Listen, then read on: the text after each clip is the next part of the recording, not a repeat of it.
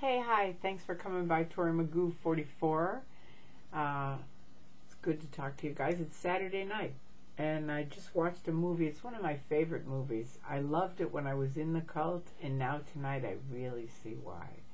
It's called When a Man Loves a Woman. It's with Meg Ryan and Andy Garcia, and it is a fantastic movie. But it really shows, I mean, it's about Meg Ryan being an alcoholic, but it shows the tremendous isolation in something like that. I mean, she and Andy Garcia loved each other, but it reminded me so much of OT7s and OT8s in Scientology, where you get higher and higher on their bridge to total freedom. And of course, the higher up you get, the less free you are. The less you can talk about things, the less things you can read. You know, it's like that you're very, very isolated and insulated, both, right?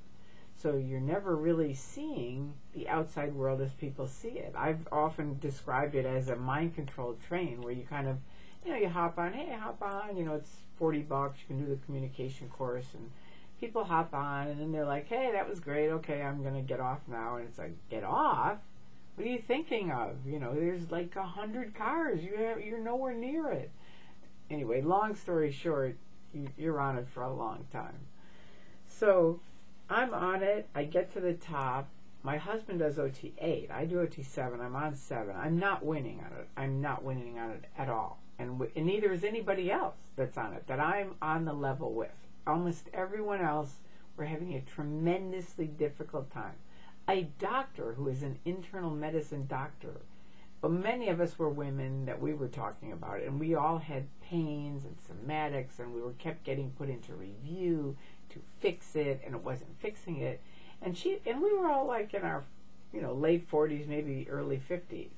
And she comes in one day, and this was the greatest thing she ever did. She hands this book, she puts it on the table, and it's called The Silent Passage.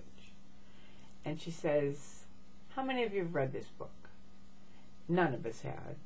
And she said, you know what? I don't, and this is an internal medicine doctor. She said, I don't think any of this has to do with our auditing case, right? Meaning, all these things that we were trying to handle on OT7. She said, I think this has to do with we women being in the middle of menopause, which is the silent passage, right, that nobody ever talks about. It's like, for most young kids, they don't care about it. But the point is, it was very ironic that here we were, tons of people not getting helped on this top stuff. But you can't really talk about it to Scientology, because they're going to send you to ethics, or they're going to send you to get corrected, or something else. I mean, I stayed on it for 7 years. It was like this hamster routine of going back twice a year to Flag. You've got to pay for the accommodations. You've got to stay at Flag. You've got to fly there.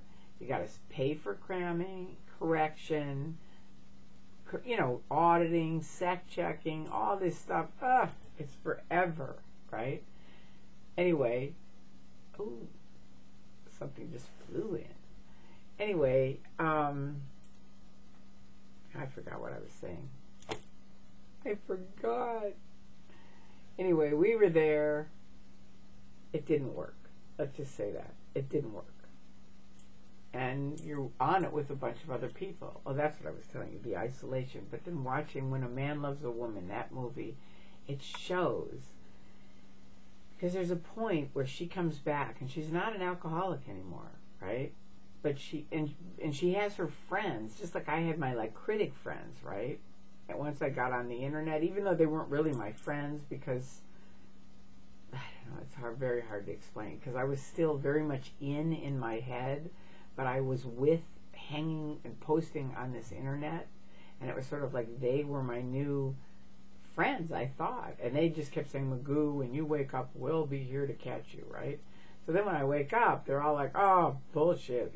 She didn't wake up. She's OSA. She must be OSA, because nobody wakes up that fast. Now, they didn't know I'd been waking up for 10 years. And there were a lot of things that happened in those 10 years that helped me wake up. Number one, for many, many years, more than 10 years, you see Scientologists not applying the tech that you've learned, right? And it's like, well, what happened there, right? And that happens with the tech, with ARC, where you're supposed to be, you know, affinity, reality, communication, you know, you're in communication, but then these guys would come in and start screaming, and it was like, well, you know, what is that, right? And ethics, you know, they're the most ethical people on the planet, but they're doing all these unethical things, right? And of course, they won't ever acknowledge it. Responsibility, you know, you're not responsible enough, but they're not responsible enough, right? And they'll never take responsibility for the things that they're not responsible for. They'll just blame you on it, right? It just goes on and on and on. But those are all like things that help me twig and wake up. But, and obviously OT7, it didn't work. Music helped me, like I said, because music can get underneath those walls and get to your heart, right? But when you're in that tremendous isolated state, and probably people out there have been in that too, and it's tricky because there's not a lot of people you feel like you can talk to. And there weren't people I could talk to at all. I mean, luckily with the internet, it's a blessing because there's a lot of people now that you can talk to, and you don't have to know them.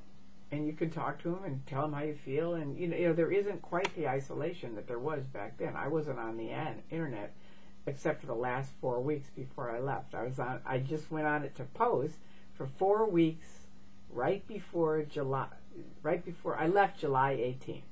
And 4 weeks before that, I made 4,000 posts in 4 weeks.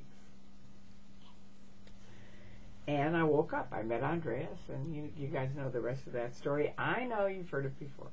But anyway, I want to thank, let's see if we can do it. Anonymous. There you go.